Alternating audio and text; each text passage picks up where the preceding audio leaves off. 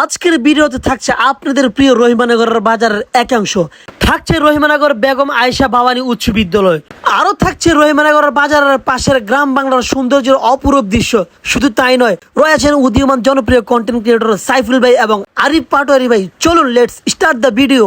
আসসালামু আলাইকুম রহমতুল্লাহ, কি অবস্থা, কেমন আছেন সবাই? আশা করি সকলে ভালো আছেন। অনেকদিন পরে গ্রাম বাংলার নতুন একটি ভিডিও নিয়ে আপনাদের সামনে উপস্থিত হয়েছি। অনেক প্রবাসী ভাইরা কেউ মেসেজ করেছেন কিংবা কেউ কমেন্ট করে বলেছেন যে আপনাদের প্রিয় বাজার প্রিয় রহিমানগরকে নিয়ে একটা ভিডিও করার জন্য। তাই আপনাদের অতিরিক্ত কমেন্ট এবং আপনাদের ভালোবাসা পেয়ে চলে আসলাম আপনাদের প্রিয় রহিমানগর বাজার। চলুন দেখুন ভিডিওটি, এবং ভালো লেগে থাকলে লাইক কমেন্ট শেয়ার করে আমাকে সাপোর্ট এবং ভালোবাসা দিবেন। চাঁদপুর জেলার প্রাণ কেন্দ্রে কচুয়ার একটি পরিচিত নাম রহিমানগর বাজার। এই বাজার শুধু কেনাকাটার জায়গা নয়, এটি একান্তই গ্রামীণ জীবনের প্রাণ স্পন্দন। সকালে সূর্য ওঠার সঙ্গে সঙ্গে বাজারে শুরু হয় কর্মচাঞ্চল্য, লোকলোকারণ্যে ভরা। সবজি, মাছ, চাল, ডাল থেকে শুরু করে গ্রামের নিত্য প্রয়োজনীয় সব জিনিসপত্র পাওয়া যায় এক ছাতার নিচেই। বাজারটির দুই পাশে সারি সারি দোকান, মাঝখানে পাকা রাস্তা, দোকানগুলোর ছাউনিতে টিন, তার নিচে বসে আছে সরল প্রাণ বিক্রেতারা, যাদের মুখে দেখা যায় হাসি আর আন্তরিকতা।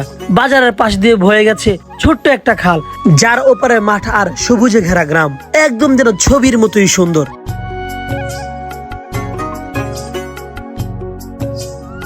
বিশেষ করে বৃহস্পতিবারে হাট বসে, তখন বাজার ভরে উঠে নানা রকমের পণ্য আর মানুষের কোলাহলে। আশেপাশের গ্রাম থেকে মানুষ আসে অটোরিকশা যোগে, কিংবা কেউ সিএনজি, কিংবা কেউ ভ্যান যোগে। হাটে পাওয়া যায় দেশি মুরগি, হাঁস, কলা, পেঁপে, পাট শাক, পালন শাক, কাঁঠাল, সৃজনী ফল ফলাদি সহ শাকসবজি, টাটকা টাটকা শাকসবজি এবং ফল ফলাদি সহ সবকিছুই পেয়ে যাবেন এই রহিমানগরের বাজারে।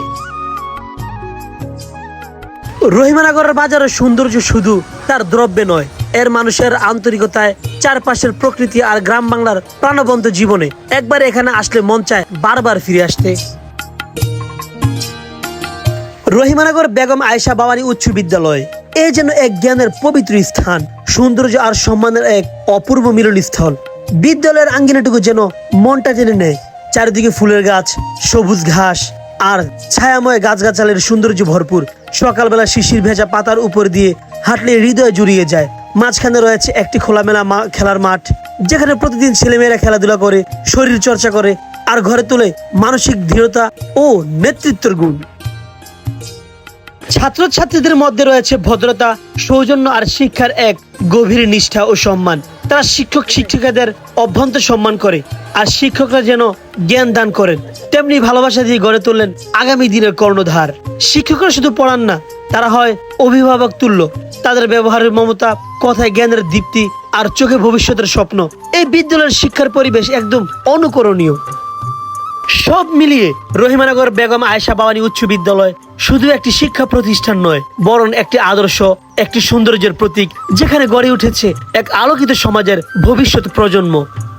আপনি এই প্রাণের বিদ্যাপীঠে কত সনে পড়াশোনা করেছেন এবং কততম এসএসসি ব্যাচ ছিল আপনার? অবশ্যই মূল্যবান মতামত জানাতে ভুলবেন না। রহিমানগর বাজারের পাশে বয়ে চলছে শান্ত খাল, পাশে বিস্তৃত বিল, সবুজ শ্যামল প্রকৃতিতে মোড়ানো এক অপার সৌন্দর্যের দৃশ্য। চারপাশে শাপলা শালুকের নাচন, ধান ক্ষেতের মাথায় দুলা দিয়ে যায় হালকা বাতাস। বৃষ্টির পর নতুন পানিতে ভরে উঠেছে খাল বিল, আর সেই পানিতে নেমেছে গ্রামের ছেলেরা।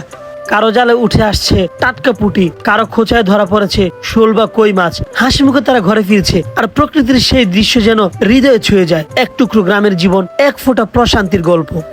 সাইফুল ভাই, কি অবস্থা আপনার? আলহামদুলিল্লাহ ভালো। আপনি মূলত কি করেন ভাই? আমি হোটেলে চাকরি করি। আচমকে এমন দুজন ব্যক্তির সাথে দেখা হবে যা আমার কল্পনার বাইরে ছিল। একজন ছিল উদীয়মান কন্টেন্ট ক্রিয়েটর আরিফ পাটোয়ারি ভাই, আরো ছিলেন আমাদের সাইফুল ভাই, যার সাথে কথা বলেছিলেন আপনারা শুনলেন।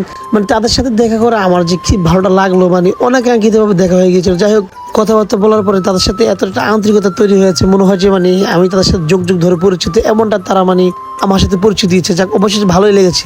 আমি এবং আরিফ পাটোয়ারি ভাই আরো ছিলেন সাইফুল ভাই মিলে আমরা তিনজন সহকারে উপরে চলে গেলাম, দোতলায় চলে গেলাম। দোতলায় গিয়ে অনেক কথাবার্তা বললাম যে কিভাবে কি করলে আমাদের চাঁদপুরকে সকলের মাঝে রিপ্রেজেন্ট করা যায়, এই নিয়ে অনেক আলোচনা করে আমরা সরাসরি চলে গেলাম আমাদের শুটিং স্পটে। হঠাৎ করে দেখা হলো, হঠাৎ করে স্ক্রিপ্ট লিখে আমরা সেখানে ভিডিও বানানো শুরু করলাম। তো আপনারা অনেকে দেখেছেন কিংবা অনেকে দেখেন না, যারা যারা দেখেননি তারা অবশ্যই আমি তাদের পেজগুলো মেনশন করে দিব, অবশ্যই আপনারা গিয়ে দেখে আসবেন। তো আপনাদের রহিমানগর ভিডিও আপনাদের কাছে কেমন লেগেছে? অবশ্যই যদি ভালো লেগে থাকে লাইক কমেন্ট শেয়ার করে আমার পাশে থাকবেন, আমাকে সাপোর্ট দিবেন। আর নেক্সট কোন এলাকায় নিয়ে ভিডিও করবো অবশ্যই কমেন্ট বক্সে জানিয়ে দিবেন। আজকের জন্য এখানে বিদায়, আল্লাহ হাফেজ।